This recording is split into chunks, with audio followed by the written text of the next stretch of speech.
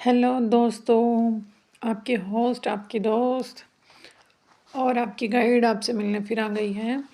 और आज हम अपनी क्लास में 22वीं क्लास में मिल रहे हैं। माँ सतवंती क्लास में आपका बहुत बहुत बहुत स्वागत है। आई होप आप बहुत बहुत अच्छे होंगे और अपनी नॉलेज को इम्प्रूव कर रहे होंगे और हमारी एंशिएंट हिस्ट्री की लूसेंट जीके की सीरीज़ को कंटिन्यू रख रहे होंगे और अपने दोस्तों के साथ भी खूब सारा शेयर करते होंगे। चलिए दोस्तों, आज की क्लास की शुरुआत करने से पहले जैसा कि हम करते हैं कि हम अपनी पिछली क्लास का थोड़ा रिवीजन करते हैं। तो हम अपनी 21वीं क्लास का रिवीजन कर लेते हैं जो कि हमने अपलोड की थी। उसके बारे में पहले थोड़ा डिस्कस कर लेते हैं। पिछली क्लास में हमने सातवाहनों के बारे में डिस्कस किया था। थोड़ा सा जो हमारा रहता था कि उन्होंने शीशे के सिक्के सबसे ज़्यादा यूज़ किए थे और ग्रामीण प्रशासन जो होता था उसके प्रमुख को गोलमेक कहा जाता था। और सातवाहनों के जो फेमस शासक थे उनके बारे में हमने भी डिस्कस किया था। सातवाहन राज्य उत्तर और दक्षिण भारत के बीच सेतु का काम कर रहा था।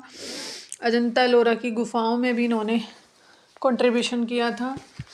और सातवाहनों के जो फेमस शासक थे उनके बारे में हमने बात की थी कि जो सबसे पहले सातवाहनों की शासकों में शिमुक ने इसकी स्थापना की थी। शातकर्णी प्रथम, हाल गौतमीपुत्र शातकर्णी, वाशिष्ठीपुत्र पुलवामी, गौतमीपुत्र शातकर्णी, पुलवामी चतुर्थ, यहाँ तक हमने पढ़े थे। और इस पुलवामी चतुर्थ जो अंतिम शासक था, उसके बाद जो सातवाहन शासक है शासन था, ये वंश था, वो 4 भागों में डिवाइड हो गया था। विदर्भ वाकाटक वंश, दक्षिणी महाराष्ट्र आभीर वंश, आंध्र प्रदेश इक्ष्वाकु वंश और कर्नाटक कदम्ब वंश। उसमें सातवाहनों में जो शिमुक ने स्थापना की थी और इनको आंध्र सातवाहन भी कहा जाता था। मत्स्य पुराण में भी इनकी वंशावली का जिक्र मिलता है। इनकी राजधानी प्रतिष्ठान थी औरंगाबाद महाराष्ट्र में और राजकीय भाषा प्राकृत थी, लिपि ब्राह्मी थी। शातकर्णी प्रथम का विवाह नागनिका से हुआ था, जिसका नाना घाट अभिलेख है, जिसमें ब्राह्मणों को भूमिदान की प्रथा का उल्लेख मिलता है। ये काफ़ी इम्पोर्टेंट क्वेश्चन है। और उसके बाद हाल ने शासन किया, जो प्राकृत भाषा में इसने अपनी रचना की थी, गाथा सप्तशती। और उसके बाद जो फेमस शासक था वो गौतमीपुत्र शातकर्णी था, जो सबसे महान सातवाहन शासक था। और नासिक अभिलेख में गौतमी बलश्री का ये अभिलेख है। इसमें इसको एकमात्र ब्राह्मण, अद्वितीय ब्राह्मण और वर्ण व्यवस्था का संरक्षक कहा है और वेदों का आश्रयदाता कहा है। वाशिष्ठीपुत्र पुलवामी के बारे में भी हमने पढ़ा था कि इसके जो सिक्के हैं उस पर 2 पतवार वाली जहाज का चित्र बनाया गया है और इसको आंध्र सम्राट दक्षिणेश्वर के नाम से भी जाना जाता था। ये हमने सातवाहनों के बारे में किया था। जो डिस्कस है उसको हमने थोड़ा शॉर्ट में बता दिया है, थोड़ा जल्दी। उसके बाद हमने वाकाटक वंश के बारे में पढ़ा था कि विंध्य शक्ति जो इसके संस्थापक थे, प्रवरसेन प्रथम, रुद्रसेन, पृथ्वीसेन और प्रवरसेन द्वितीय, पृथ्वीसेन द्वितीय के बारे में पढ़ा था।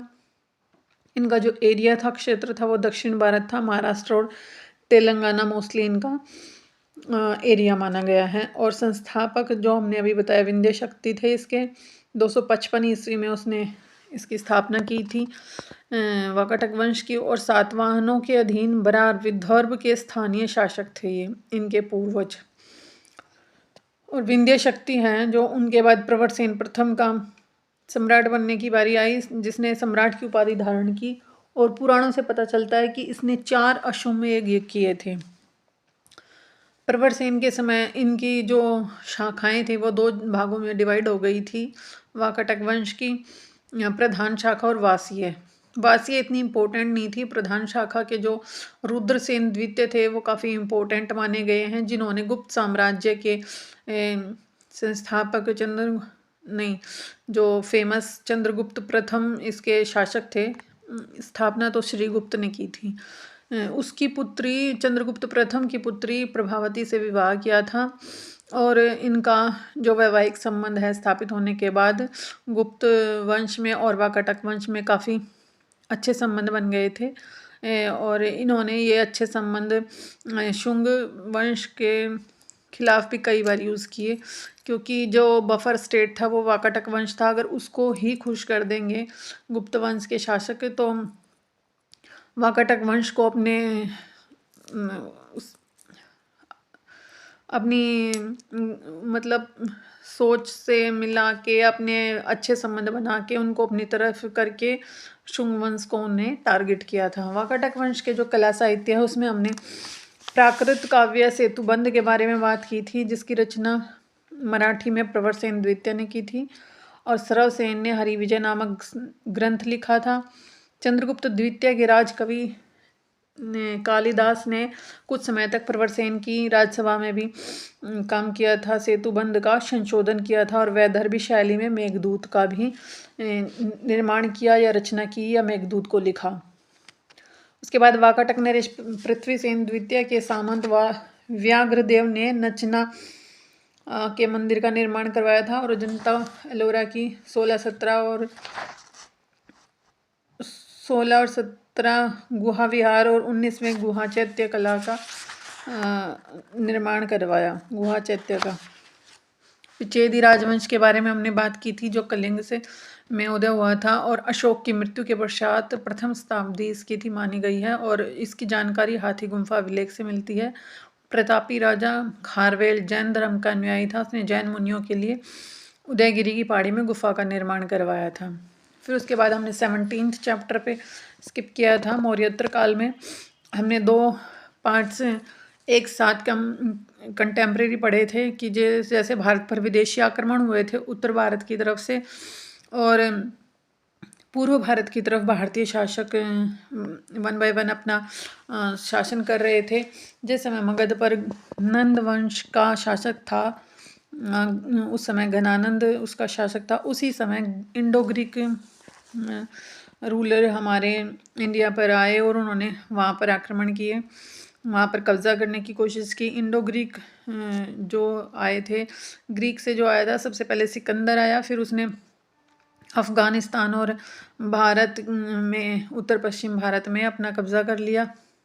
फिर वो उसने अपने सेनापति सेल्यूकस निकेटर को अपना सारा राज्य जितना उसने जीत लिया था अपना सारा साम्राज्य उसको सौंपकर वापस चला जाता है। फिर सेल्यूकस निकेटर ने जो वहाँ पर शासन करना शुरू किया तो बैक्टीरिया के जो शासक थे उन्होंने भारत पर आक्रमण किया। उनमें से डियोडोट्स प्रथम, डियोडोट्स द्वितीय, यूथिडेमस, डेमेट्रियस और मिनांडर ये काफ़ी फेमस माने जाते हैं। इंडो ग्रीक्स में रूलर में हर्मिक्स भी इसमें शामिल है। 190 BC में डेमेट्रियस ने अफगानिस्तान, पंजाब, सिंध पर कब्जा कर लिया और उसने अपनी कैपिटल शाकल सियालकोट को बनाया। फिर इम्पोर्टेंट शासक था इसका मिनांडर, जिसका बौद्ध भिक्षु नागार्जुन से मिलन हुआ और उनकी चर्चा को मिलिंद पन्हों, क्योंकि मिनांडर को मिलिंद भी बोला जाता है, मिलिंद पन्हों में उनकी चर्चा को शामिल किया गया था। और यूनानी शासकों ने ही सबसे पहले सोने के सिक्के चलाए थे। हेलेनिस्टिक कला का आरंभ भारत में किया था और जब हेलेनिस्टिक कला और गांधार कला का मिलन हुआ तो वो परिवर्तित होकर गांधार कला बन गई। भारत में पर्दे का प्रचलन भी शुरू हुआ, जिसको यवनिका कहा जाता था। उसके बाद हमने शक शासकों के बारे में बात की थी, सीथियंस, जो कि मध्य एशिया के से आए थे और भारत में 5 शाखाओं के रूप में आए। एक शाखा उनकी अफगानिस्तान थी, तक्षशिला थी, मथुरा, नासिक, उज्जैन, ये 5 शाखाएं थी।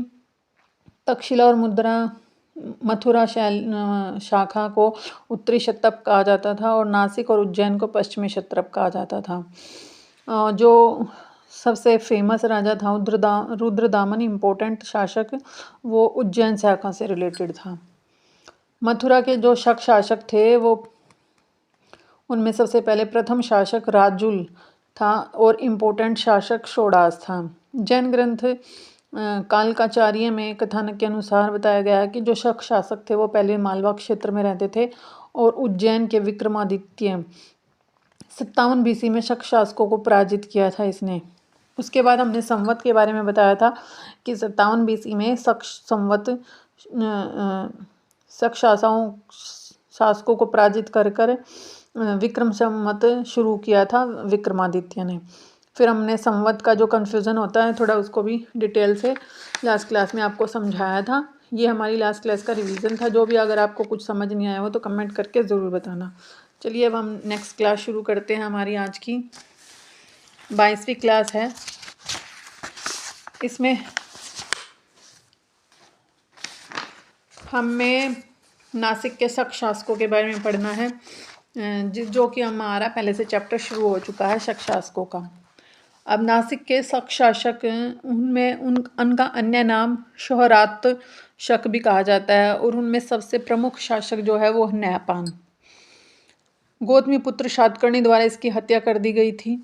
और उज्जैन के शक शासकों के बारे में अब हम पढ़ते हैं। अन्य नाम इनका कादर्मक शक माना गया है। और जो इनके अन्य शासक थे या उनके शासकों के नाम अब हमें बताते हैं। जो प्रथम शासक था उसका नाम चस्टन था, और महत्वपूर्ण शासक था उसका नाम रुद्रदामन था, जो कि काफ़ी इम्पोर्टेंट है। जैसे मैंने भी यहाँ पर इसको सिम्बलाइज किया है, वेरी वेरी इम्पोर्टेंट। अंतिम शासक रुद्र सिंह तृतीय था, जिसको चंद्रगुप्त विक्रमादित्य ने मार दिया था। उसके बाद रुद्रदामन के बारे में पढ़ते हैं। इसकी जानकारी जूनागढ़ अभिलेख से मिलती है, जो गिरनार में है। गिरनार अभिलेख से भी जाना जाता है। और अशोक और चंद्रगुप्त मौर्य दोनों का नाम एक साथ इसमें आता है। संस्कृत का सबसे बड़ा अभिलेख है गिरनार अभिलेख, जूनागढ़ अभिलेख। और रुद्रदामन ने सुदर्शन झील का पुनर्निर्माण करवाया था।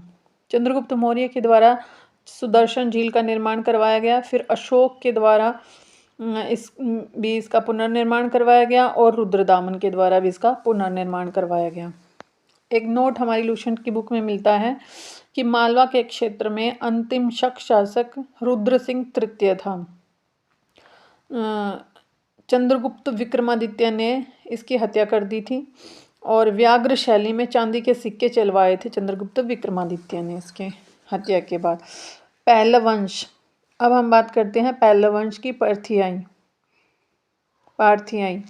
पार्थिया या ईरान के निवासी थे। ये जो पहलव थे वो पार्थिया या ईरान के निवासी कहे गए हैं। और प्रथम शासक इसका माउस था। सबसे शक्तिशाली शासक गोंडोफर्नीस था, और कैपिटल इन्होंने अपनी तक्षशिला को बनाया है। तक्षशिला को इन्होंने अपनी कैपिटल बनाया। भारत में इसका प्रचार किसने किया था? तो पहलवों का और जो पार्थियाई हैं इनका जो प्रचार है भारत में सबसे पहले सेंट थॉमस नामक ईसाई पादरी था। प्रचार के लिए इसी समय भारत में आया था, जिनको बाद में मार दिया गया था। उसके बाद कुषाण शासकों के बारे में हम पढ़ते हैं। कुषाण शासक जो कि तोखरी वंश और यूची वंश के नाम से भी फेमस हैं। इनमें कुजल कडफिसेस, विम कडफिसेस, कनिष्क, वासुदेव, ये काफ़ी फेमस इसके शासक रहे हैं। अब हम इसके परिचय के बारे में पढ़ते हैं। देखिए, जैसे पहले इंडो ग्रीक्स आए तो वो ग्रीक से आए थे। उसके बाद शक आए, मध्य एशिया से आए थे। पहलव आए तो वो ईरान से आए थे। यहाँ पे मैंने तीनों चारों का एक साथ रिवाइज करवाया है, ताकि आपको एक साथ सारी चीज़ें याद हो जाएं। अब जो कुषाण वंश के शासक हैं वो कहाँ से आए हैं? तो प्राचीन समय में जो चीन का यूची कबीला था वहाँ से 5 शाखाओं में ही आए थे। 5 शाखाओं में आए थे। तो 1, 2, 3, 4, ये 4 शाखाएं इतनी इम्पोर्टेंट नहीं थी। 5वीं शाखा थी कुषाण वंश। कुषाण शासकों के बारे में थी ये 5वीं शाखा। तो जो 5वीं शाखा है वो कुषाण थे। तो इसका संस्थापक कौन था? अब यही बात इम्पोर्टेंट होती है। तो इसका संस्थापक है कुजुल कडफिसेस, जिसने तांबे के सिक्के चलाए थे। और राजधानी इसने अपनी बनाई पुरुषपुर, पेशावर को। और इसने अपनी राजधानी मथुरा में भी बनाई थी। जो इनका एरिया था, क्षेत्र था, वो कौन सा था? तो उत्तर पश्चिम भारत में और भारत के बाहर अफगानिस्तान तक ये फैले हुए थे। उसके बाद विम कडफिसेस, उसके बारे में बात करते हैं। भारत में स्वर्ण सिक्के चलाए, जिस पर शिव, नंदी और त्रिशूल की आकृति है। उन सिक्कों पर जो स्वर्ण सिक्के विमकड़फिसिस ने चलाए थे उन पर कौन सी आकृति हैं, ये भी क्वेश्चन इंपॉर्टेंट हो जाता है कि विमकड़फिसिस के सिक्कों पर किसकी आकृति नहीं थी। क्वेश्चन में ये भी डाल सकता है कि शिव, नंदी, त्रिशूल या जैसे लक्ष्मी की माता लक्ष्मी की आकृति थी, तो ऐसे कोई भी एक अलग से डाल देगा कि कौन सी आकृति नहीं थी, या फिर इनमें से ऐसे ही पूछ लेगा कि कौन सी आकृति थी उसके सिक्कों पर। तो कोई भी ऑप्शन डाल देगा, जैसे वीणा बजाती हुई, विमकड़फिसिस की, त्रिशूल की आकृति की, नंदी की, लक्ष्मी की, शिव की। तो आपको इन चीज़ों को ध्यान रखना है दोस्तों। ये चीज़ें जो हम डिटेल में पूछते हैं, इनको अगर हम शॉर्ट में जब एग्ज़ाम में देखते हैं या कोई भी टेस्ट सीरीज लगाते हैं तो तब ज़्यादा याद हो जाता है।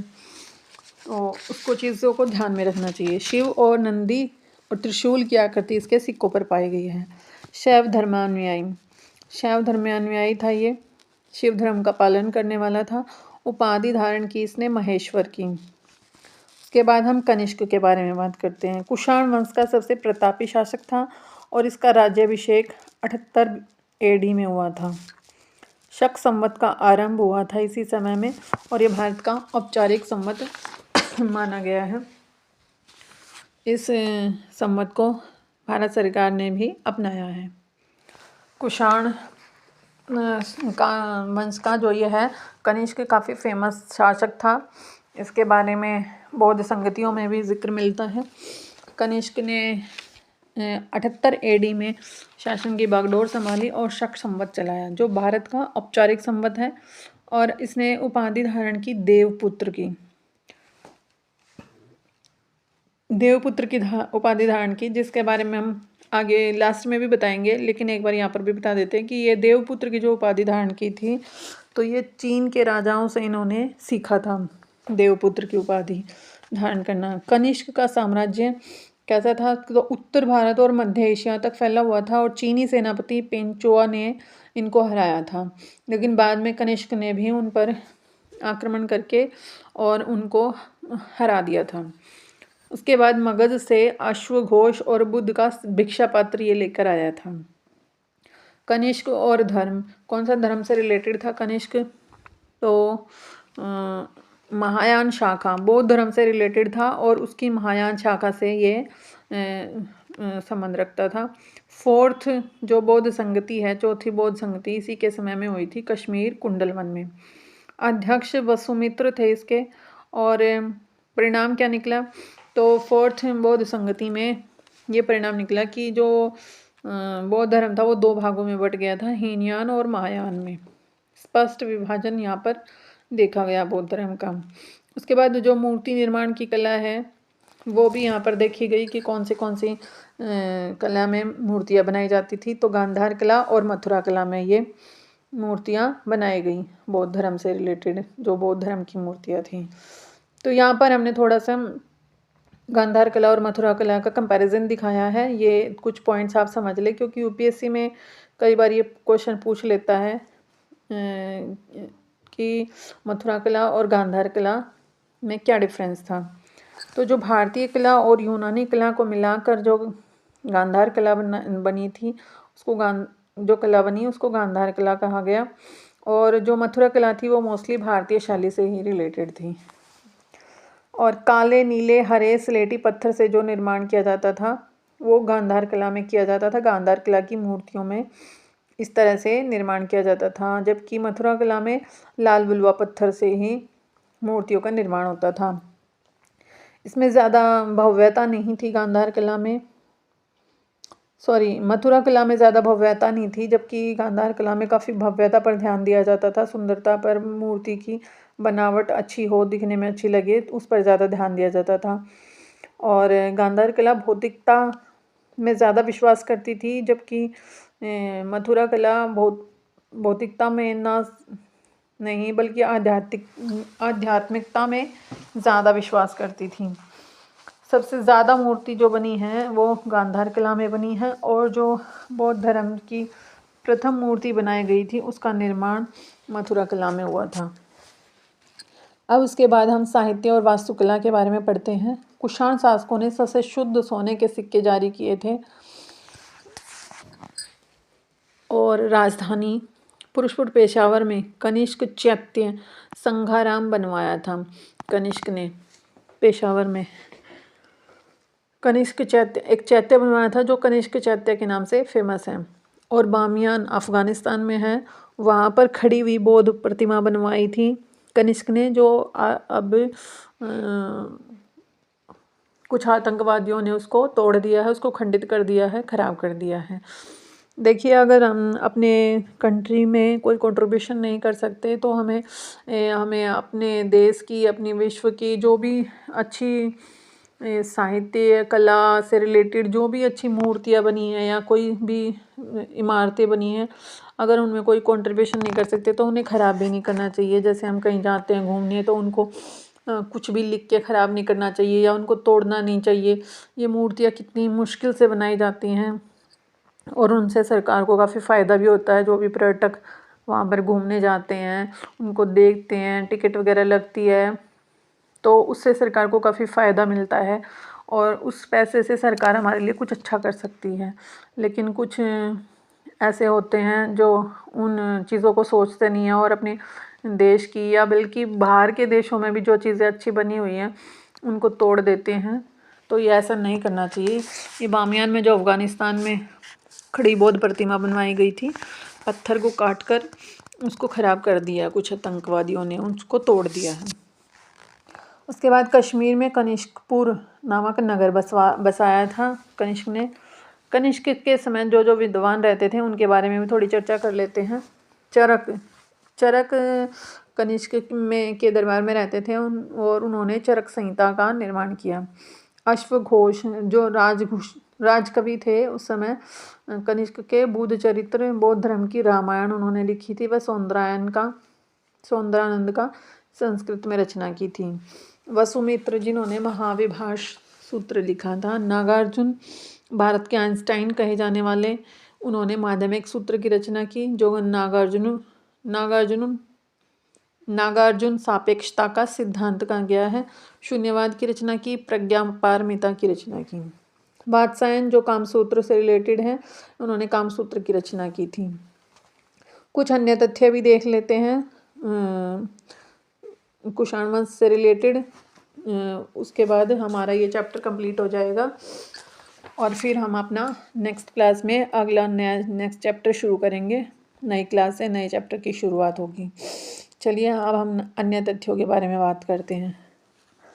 रेशम मार्ग पर नियंत्रण रखने वाला प्रथम वंश था कुषाण वंश। जो रेशम मार्ग होते थे उसमें काफ़ी बीच में लूटपाट वगैरह होती रहती थी और कोई नियंत्रण नहीं था, कोई किसी का कंट्रोल भी नहीं था। कोई भी किसी भी लुटेरा किसी भी व्यापारी को लूट लेता था रेशम मार्ग पर। तो ऐसा करने से बचने वाला कुषाण वंश ही ऐसा था जिसने इसे रेशम मार्ग पर नियंत्रण स्थापित किया था। सर्वाधिक सिक्के इसने तांबे के सिक्के जारी किए थे। अंतिम शासक कुषाण वंश का वासुदेव था और कुषाण काल में ईंटों के कुओं का निर्माण हुआ। शक और कुषाण ने अश्वसेना के बेहतर बनाया और मध्य एशिया से जो अल्ताई पहाड़ियों से प्रचुर मात्रा में सोना प्राप्त होता था, जिससे उन्होंने सिक्कों का निर्माण किया और सर्वाधिक शुद्ध सोने के सिक्के चलाए। बाल विवाह का प्रचलन इस समय में होता था और खुद को देवपुत्र कहा, जैसा कि अभी हमने थोड़ी देर पहले इसी वीडियो में बताया था कि जो कुषाण शासक थे उन्होंने खुद को देवपुत्र कहा। और ये जो प्रथा थी तो उन्होंने चीन के राजा से इसको सीखा था।